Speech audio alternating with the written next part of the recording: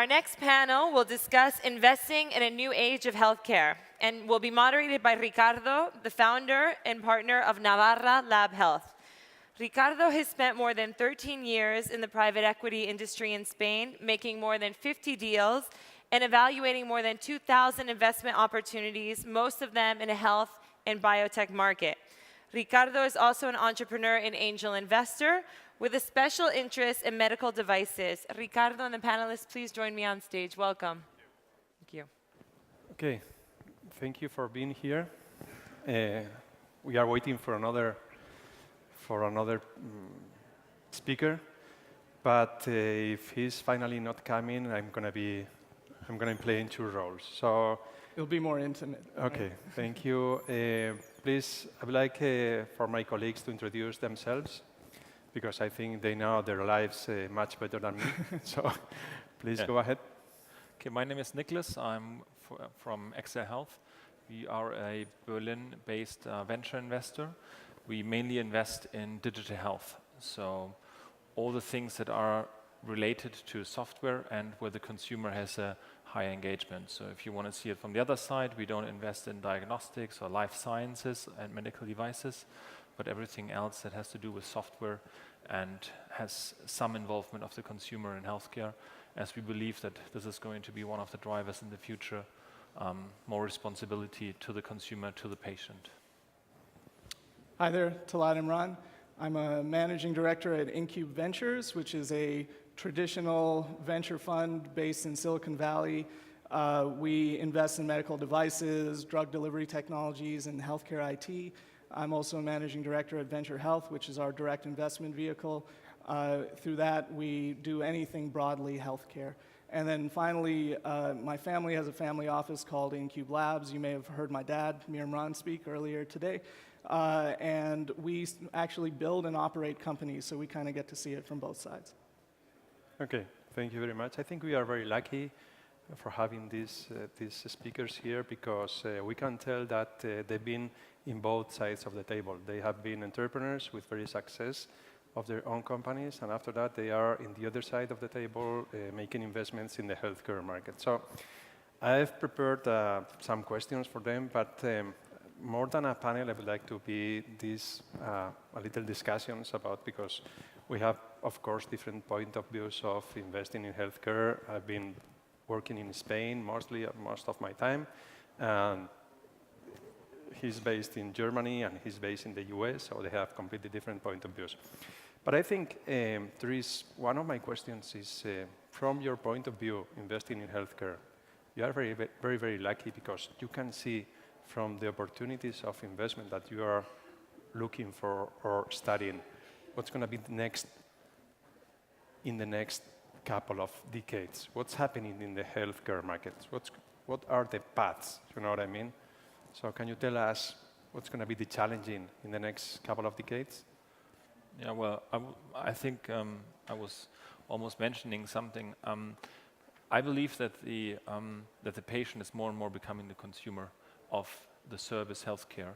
So obviously, like in the 80s and 90s, but also still now, a lot of consumers actually think their responsibility for their general health is with the doctor, the hospital, the insurance company. Especially in Europe, everything is like for free mainly. So your health insurance pays it and you're covered and you think, well, you're going to be healthy. But we think that the consumer has a lot more power here, and that solutions around this have a great future. That could be, I mean, it starts with self-quantifying, all the fitness apps that are coming up. You think more about your nutrition and diets, and digital solutions can actually help you achieving your goals there. Or when you think about your patient journey, when you go to hospital, when you talk to your doctor, how about your data actually that are accumulated? These are your data. So can we make use of these data to live a healthier life? So these are the kinds of things I think have a great future, because they are still untapped and haven't been digitalized actually.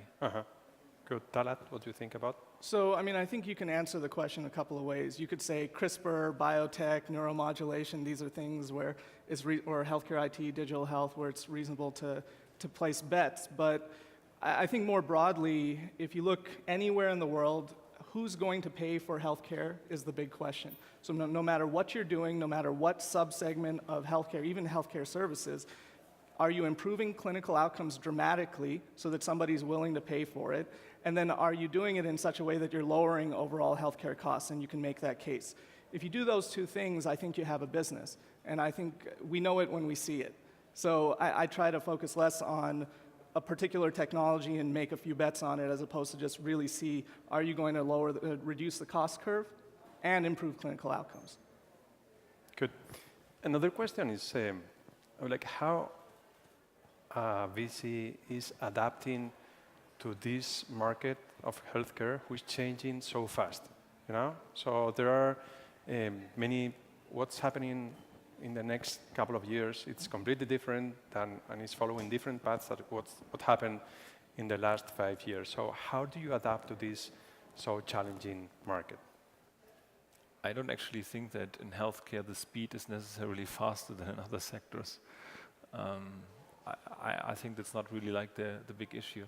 Things and ideas have been around for a while. It's just a question when they actually come to a point, it's going to be a feasible business. But I think the speed is not really a problem, or adapting to that. Adapted. I mean, you see so many startups coming in, so many ideas. Like we screen around 20 startups a week, so we definitely see what's happening. Yeah. Yeah, I would agree with that. I don't think speed is really, we're not tech. You know, today's innovation is tomorrow's commodity. We have the FDA, particularly for us because we do clinically regulated, FDA regulated and CE marked products.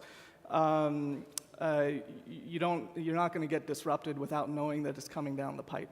So for us, it's really, I don't see a lot of change in the venture capital industry. More broadly speaking, though, the incremental innovation funds, the funds that were taking advantage of loopholes in the regulations or this or that, those have by and large failed. They failed in the early and mid 2000s. They just don't exist anymore. There was a huge contraction in the amount of venture capital. And the ones that are left, like us and many others, we go after big problems. And I think that's going to remain consistent. Yeah, good.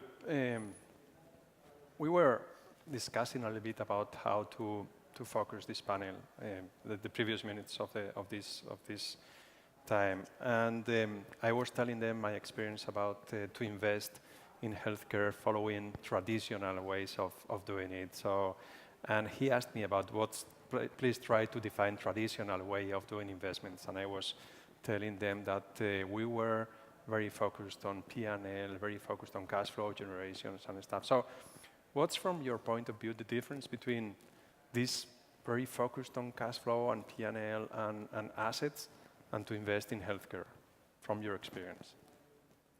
So I can jump in on that. Sure. I think healthcare IT is very much that. It's enterprise sales. You look at how much was sold last month. Do you have new customers? Are you retaining? Are you growing? Those are the questions you ask, and that is the right way to look at it. And of course, are you improving outcomes, lowering costs? For the other investments we do, the bulk of the investments we do, they are pre-revenue all the way up until the point of exit. The value that a Medtronic or a J&J or a Boston finds in these companies, in a medical device company, is their IP, the technology itself, the innovation, and regulatory approval. And so you are dependent on venture capital. So how you define traditional is very much a matter of perspective. Uh-huh. It's rather a question of is it private equity or is it venture capital? Exactly. Right? Yeah. Well, probably. Yeah. I mean, on the other hand, we usually like to see a plan how this company can become cash flow neutral within 2 years. I mean, it's a theoretical question, right? But that only shows that, and it will probably not happen, because if the company is that successful, there should be more money coming in the growth. But if you can show that there is a good chance that you might be cash flow neutral after 2 years, it just shows that you have thought about your customers and that you can achieve a level where you would say, like, these customers will bring me money. And but on the other hand, of course, there's the big tech things. They would never have any revenues, right? So it's really the question of what kind of business you look. Good. As we don't really know what's the profile of people attending here, this panel, probably we have some entrepreneurs here who are trying to finance their own companies in the healthcare market. What could be your first recommendation about how to prepare, or what are the key issues that you as investor you study more deeply on the companies that you already have in your portfolio? Please. Well, I mean, it's not the only the one thing we look at, right? Of course, not one, but you have the opportunity to tell us three, not one. Yeah. Well, from our perspective, it's important that there has been some traction, so that we can see that some things have been successful in the past. It doesn't need to be like millions of revenue, but that we can see that the company probably wanted to achieve a certain thing and they have achieved it. So that's important because it gives an indication of like how the team works and if they can achieve the things they wanted. So this is one thing that we look at. And then, of course, you look at the typical things that everyone would say, like how's the team composed? Is it a very competitive market? Could there be margins in it? Blah, blah, blah. So these are the typical things you look at. Yeah. Good. But, well, one thing that I think is very surprising that a lot of entrepreneurs, they send us the pitch deck. And, well, I was on the other side of the table too. And I was always told, like, be clear about who are your competitors. And of course, you always try to hide them a bit, or you have like this 2x2 metrics and says like, yeah, they are all here, but we are here. Yeah. This is like, we sometimes laugh about that. And it's like, really? Do they really think we don't know who the competition is? I mean, we have databases, it's one click. Even if we don't know them in person, it's one click and you get all the nice analysis about it. So if we think like they're trying to hide something, or, which is even worse, they don't know. I was told that as an entrepreneur, I always try to do it, but there's always competition. Try to just show it. It's fine. It might be even that we think, okay, if there's so much competition and there's so much money in there, it seems to be an interesting field. So I think there's a good diversity of perspectives here, even there's three of us. If you look at medical devices, diagnostics, biologics, these companies, like I said, for the most part, are pre-revenue all the way up until the point of exit. So from my perspective, from our fund's perspective, capital risk is the risk. You may have a technology that's not going to work, and obviously we're going to look through that, the sales channels, et cetera, competitors and whatnot. But if you haven't figured out how you're going to capitalize the business, what the milestones are that you can reach, that you're giving yourself enough runway to raise another round of capital, particularly if you're in devices, I think it takes probably 12 months to raise another round of capital. So if you come in and say, I'm raising money that's going to last me 12 months, I figure you're not going to be able to do any work because you're going to be out the door raising money again.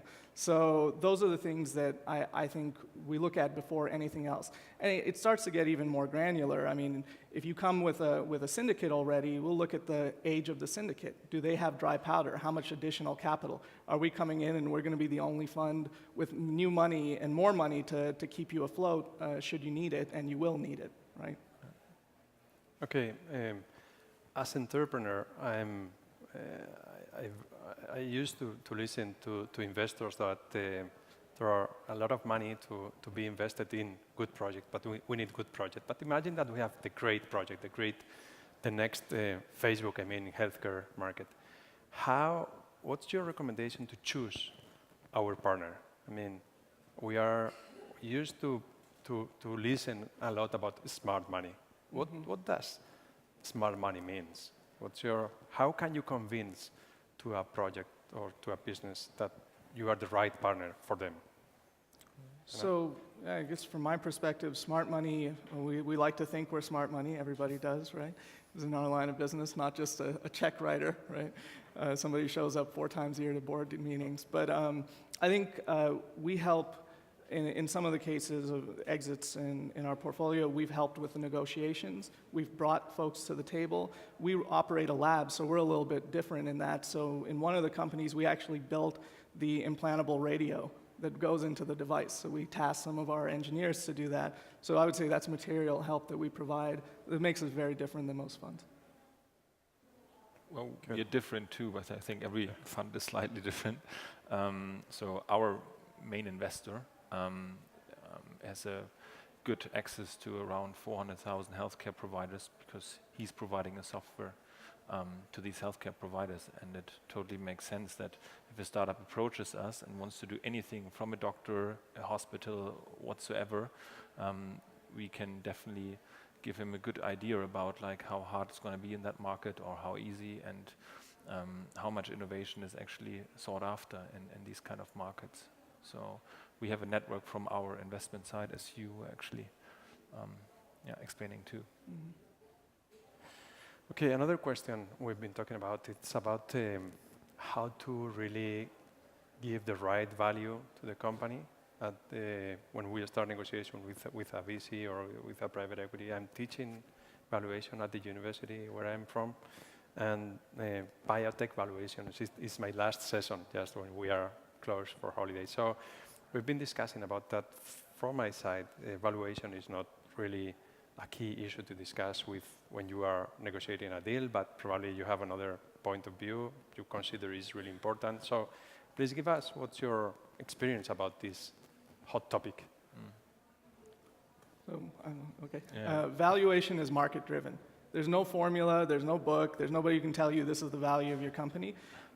If you have a bunch of people trying to put money in, you get to set the terms, and if you don't, we get to set the terms. And that's really what it comes down to.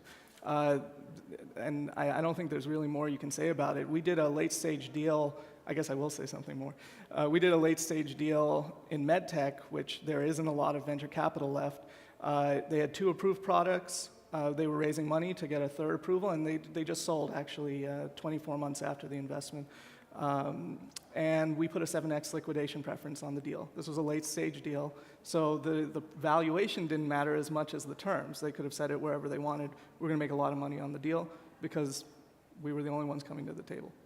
Yeah, I would agree. So there is no formula for evaluation. Of course not. Well, there's a market, right? If someone else provides a better term sheet, that's how it is. Yeah. And well, I think, and I also agree, sometimes the terms are more important and then the valuation. Because if you really think that the company is going to be successful and you look into the terms and there might be some loopholes, then you wouldn't even do it, although the valuation might be $1 million less or something like this. So it's really more like about the terms that you invest in. I mean, of course, it shouldn't be insane like where you would put like a 5 million valuation and they call for a 15, you probably don't provide a term sheet, but in a certain range, that is definitely more important. And one thing as well, if you think about the rounds, and you are going for a standard round, not a bridge round, and you're telling, look, I'm just giving away like 5% equity, like really, does it really fit to what the company does and how much you need? So it should be all in range. So how much money do you need to achieve the next value level? Yeah. And is that in range with around, let's say, 10 to 30, so probably within 15 to 25% of what you give away as equity. So it should be within that range. It shouldn't be 50% and shouldn't be 5%. So this you should always keep in mind, and not just ask for $500,000 and give 5% away, ask for $1.5 million and give 15% away, because you're going to need the $1.5 million no matter what you're doing. So this is such an important point. Terms matter just as much, maybe more than price.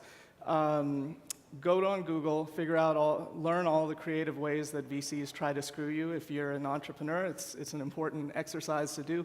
And I would say one other thing, because as I said, we form companies, and I spend a lot of time going on the road pitching, just like if you're entrepreneurs, you do.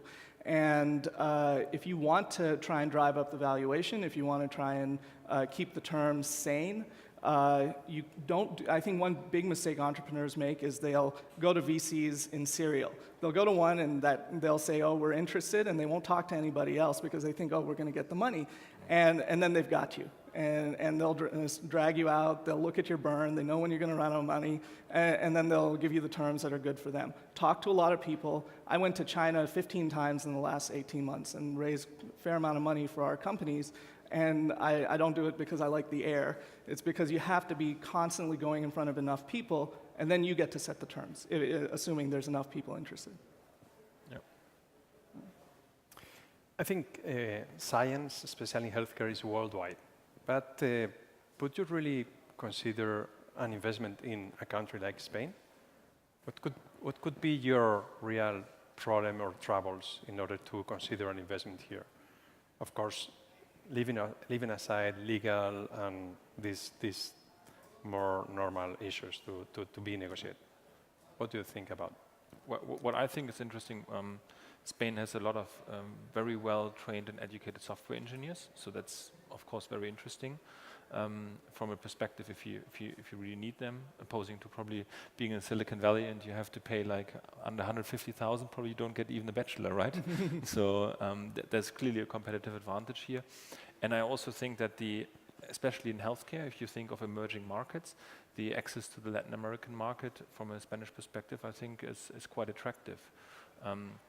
We would always think like if the consumer is the driver behind it, so the consumer pays, then you're also independent of the healthcare system.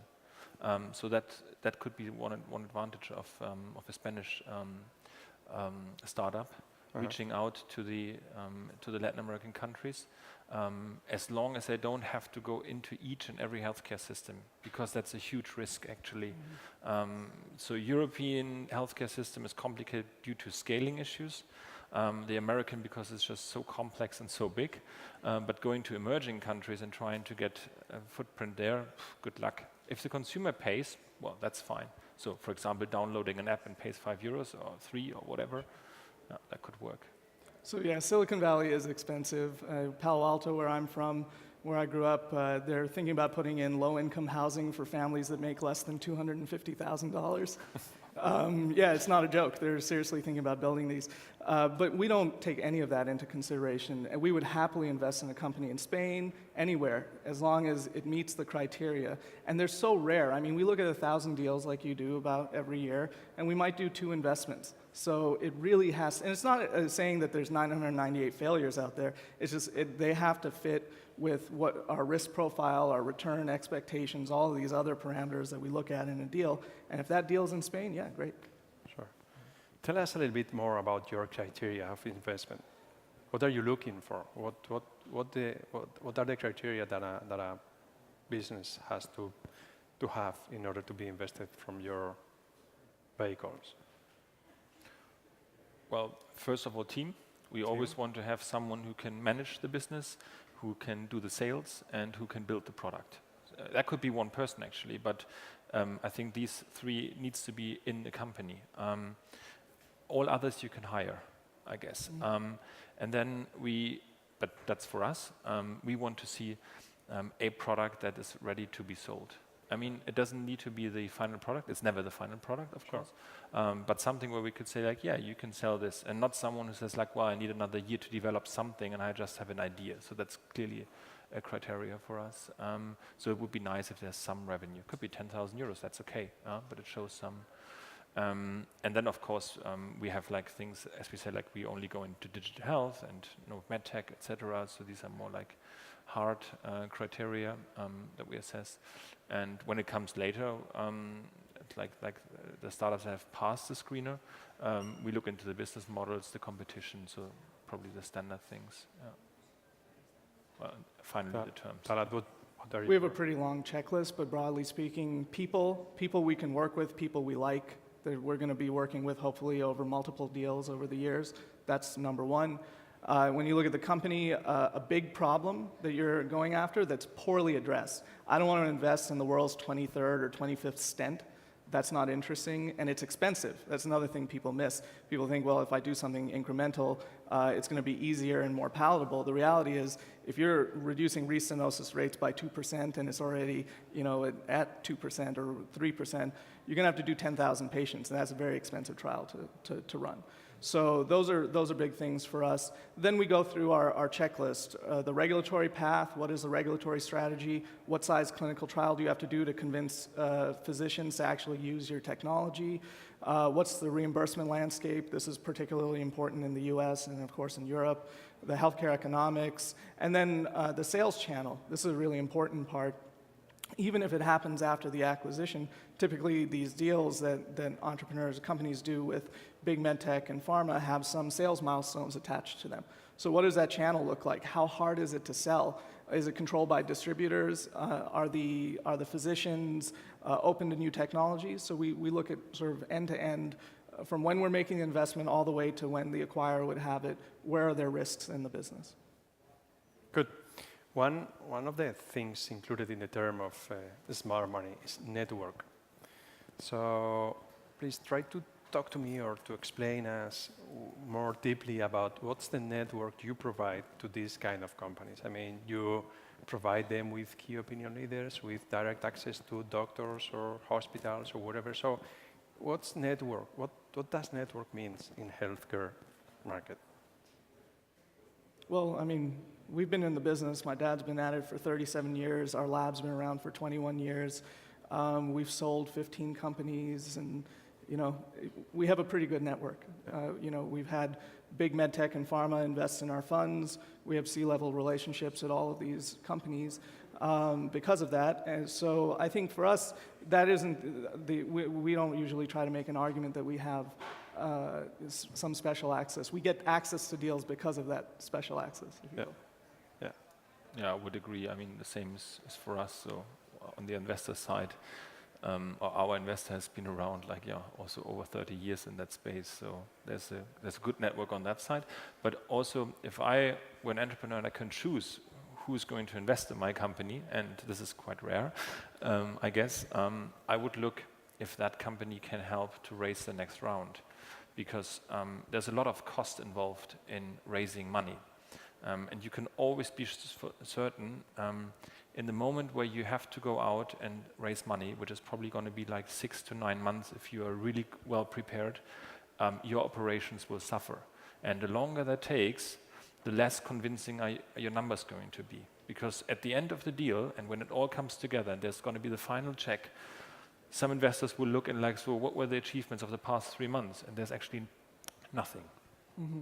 You might have even lost some customers. You have not had any key hires because you look at your burn rate, you try to reduce your burn rate, so probably you are reducing your marketing effort, etc., etc. So all the things coming close to the end of the runway, you're going to suffer a lot. If you have an investor on your side who helps you getting this round together, is prepared to be the lead for the next round, that really helps because you can still produce success stories all the way till the end. This is so important. I think raise more than you need, spend less than you want to, and any time you have an opportunity to bring in more capital, take it. Good. Take it. Take it. So, almost 3 minutes left. Is there any question among the people who is having the opportunity to listen to us? Please, go ahead.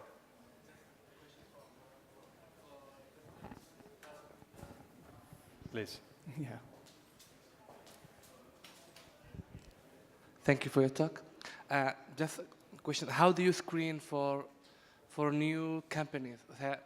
How is the channel that you get the information through new startups, new companies to evaluate all the technologies? We get a lot of deal flow incoming. So we see cold maybe 1,000 deals a year. These are just people who email us through the website and whatnot. And then we have a network. Big medtech companies invite us into deals, other VCs. The 7X liquidation preference deal I mentioned, that was a fund that we've done business with as entrepreneurs, as VCs, and they asked us to come in, and we did. I would say if you look at the actual portfolio of investments we've made, maybe 95% of them are ones where our friends have invited us or we've been introduced to it by people we know. It's a much better way to try to get to the VC that you want to invest in your company. Find another VC who will introduce you or somebody else. The ones that we get cold, we've done one maybe, but it's just hard. It's much harder for us because there's more work. Typically, if they're calling us cold, they don't have a syndicate put together, which means they're going to be spending another 3-4 months just working on that. And we end up investing in other things in the meantime. Thank you. Is there any other question? Okay. So the question is really good to explain us what kind of people do you have working for you in your fund? You know what I mean? Are more scientist focused? Are more general with a general background? Previous entrepreneurs? What kind of people is working for your fund? In order to better understand every type of different portfolio companies or the deal flow that you have to analyze. well, we don't do science, so we don't have scientists in our. You don't have. No, because we don't do it. So, Yeah. Yeah, most of our team members have entrepreneurial experience and or come from a business background, business or tech background. Yeah, but mainly business background. Yeah. Probably it's different in the US. Yeah, at our fund, all 4 of the partners have some background in founding companies, 1 or more. One of them is a expert in reimbursement. One is more of a generalist. I'm a computer scientist. I look at our healthcare IT portfolio more than the other parts of the portfolio. And then we actually have a Spaniard on the team, Mar Perez, who spoke a little bit earlier. And in our lab, we have about 75 employees, and they cut across everything, engineering, bio, and the like. And we're out of time, so I'll stop there. So, unfortunately, time is finished. Thank you very much for being here. Thank you, Talan. Thank you, Jan, for joining us here. Spend Thank you. half an hour. Thanks a lot.